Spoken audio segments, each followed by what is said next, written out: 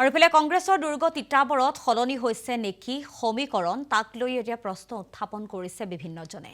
তিতাবৰৰ কংগ্ৰেছ আৰু বিজেপিত প্ৰাৰ্থিত্ব কেন্দ্ৰিক সংঘাত। বিজেপিৰ প্ৰাৰ্থিত্বৰ প্ৰত্যাশী হেমন্ত কলিতা আৰু ৰঞ্জন শইকীয়া। ধীৰাজ শইকীয়াও বিচাৰিছে গেৰুৱা দলটোৰ পৰা টিকট। বিপৰীতে কংগ্ৰেছৰ টিকটৰ দাবীদাৰ হৈছে ভাস্কৰ জ্যোতি বৰুৱা আৰু প্ৰাণ কুৰ্মী। তিতাবৰৰ নৱপ্ৰজন্মই কাক বিচাৰে জনপ্ৰতিনিধি হিচাপে বা তৰুণ গগৈৰ এই গৃহ সমষ্টিত বিজেপিৰ উত্থানে বিপদ মাতিব নেকি কংগ্ৰেছলৈ তাক লৈও প্ৰশ্ন উত্থাপন হৈছে। যিদিনাখন টিকেট ঘোষণা হ'ব মোক দিয়ক বা নিদিয়ক মই কেতিয়াও বিৰুদ্ধাচৰণ নকৰোঁ, কাৰণ আমি দলৰ প্ৰতীকটো দলৰ পতাকাখনৰ প্ৰতিহে আমি দায়বদ্ধ। আমাৰ নিজৰ কোনো আমাৰ ক্ষমতাৰ কাৰণে মই যে লালায়িত নহয় সেইটোতো আপোনালোক সকলোৱে জানে। গতিকে আমাৰ দলৰ পতাকাখন সদায় আমাৰ সদায় মানে শৃংগত উৰি থকাটোৱে আমি কংগ্ৰেছ দলৰ এটা দেশ স্বাধীন কৰা দলৰ সদস্য হিচাপে আমাৰ সেইটোৱে সদায় কাম্য। লিষ্ট এখন আমাৰ স্কেনিং কমিটি বহিছে বুলি কালি আমি শুনিছোঁ, মানে বাতৰি চাতৰিয়ে। আৰু সেই লিষ্টখনত কেনেকৈ কি কৰিছে গম নাপাওঁ। মই দলৰ কাম কৰিহে আছোঁ, থাকিল দলৰ কথা। মই ইমান দিন কাম কৰি আছোঁ, যদি দলে মোক কাম কৰা যদি যোগ্য বুলি ভাবে তেতিয়াহ'লে টিকেটটো দিব বুলি আশা কৰিছোঁ। আৰু যদি যোগ্য বুলি নাভাবে তেতিয়াতো মোক ক'বলগীয়া একোৱেই নাই। 91ৰ পৰা মানে দলৰ লগতে লাগি আছোঁ। সেইফালৰ পৰা মই দলে মোক মোৰ বিষয়ে কিবা এটা বিবেচনা কৰিব বুলি মই আশাবাদী। প্ৰাৰ্থিত্ব প্ৰত্যাশী বুলি ক'লে আচলতে আৰু ইফালে কংগ্ৰেছৰ দুৰ্গ তিতাবৰত সলনি হৈছে নেকি সমীকৰণ তাক লৈ এতিয়া প্ৰশ্ন উত্থাপন কৰিছে বিভিন্নজনে। তিতাবৰৰ কংগ্ৰেছ আৰু বিজেপিত প্ৰাৰ্থিত্ব কেন্দ্ৰিক সংঘাত। বিজেপিৰ প্ৰাৰ্থিত্বৰ প্ৰত্যাশী হেমন্ত কলিতা আৰু ৰঞ্জন শইকীয়া। ধীৰাজ শইকীয়াও বিচাৰিছে গেৰুৱা দলটোৰ পৰা টিকট। বিপৰীতে কংগ্ৰেছৰ টিকটৰ দাবীদাৰ হৈছে ভাস্কৰ জ্যোতি বৰুৱা আৰু প্ৰাণ কুৰ্মী।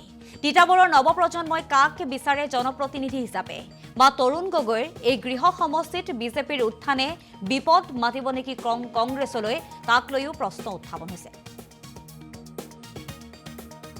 যিদিনাখন টিকেট ঘোষণা হ'ব মোক দিয়ক বা নিদিয়ক মই কেতিয়াও বিৰুদ্ধাচৰণ নকৰোঁ, কাৰণ আমি দলৰ প্ৰতীকটো দলৰ পতাকাখনৰ প্ৰতিহে আমি দায়বদ্ধ। আমাৰ নিজৰ কোনো আমাৰ ক্ষমতাৰ কাৰণে মই যে লালায়িত নহয় সেইটোতো আপোনালোক সকলোৱে জানে। গতিকে আমাৰ দলৰ পতাকাখন সদায় আমাৰ সদায় মানে শৃংগত উৰি থকাটোৱে আমি কংগ্ৰেছ দলৰ এটা দেশ স্বাধীন কৰা দলৰ সদস্য হিচাপে আমাৰ সেইটোৱে সদায় কাম্য। লিষ্ট এখন আমাৰ স্কেনিং কমিটি বহিছে বুলি কালি আমি শুনিছোঁ, মানে বাতৰি চাতৰিয়ে।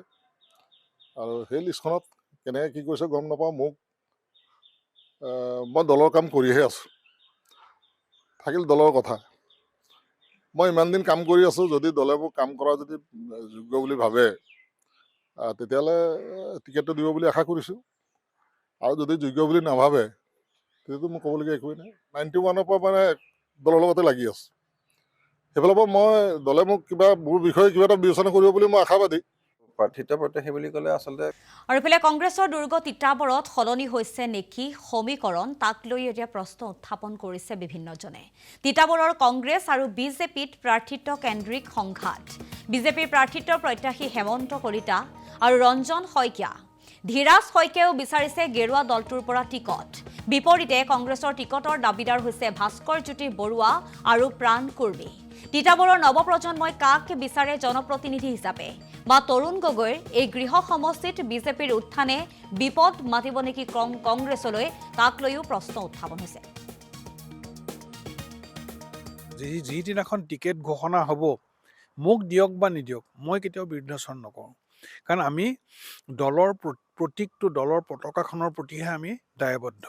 আমাৰ নিজৰ কোনো আমাৰ ক্ষমতাৰ কাৰণে মই যে লালায়িত নহয় সেইটোতো আপোনালোক সকলোৱে জানে। গতিকে আমাৰ দলৰ পতাকাখন সদায় আমাৰ সদায় মানে শৃংগত উৰি থকাটোৱে আমি কংগ্ৰেছ দলৰ এটা দেশ স্বাধীন কৰা দলৰ সদস্য হিচাপে আমাৰ সেইটোৱে সদায় কাম্য। লিষ্ট এখন আমাৰ স্কেনিং কমিটি বহিছে বুলি কালি আমি শুনিছোঁ, মানে বাতৰি চাতৰিয়ে। আৰু সেই লিষ্টখনত কেনেকৈ কি কৰিছে গম নাপাওঁ।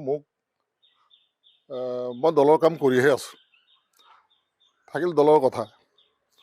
মই ইমান দিন কাম কৰি আছোঁ, যদি দলে মোক কাম কৰা যদি যোগ্য বুলি ভাবে তেতিয়াহ'লে টিকেটটো দিব বুলি আশা কৰিছোঁ।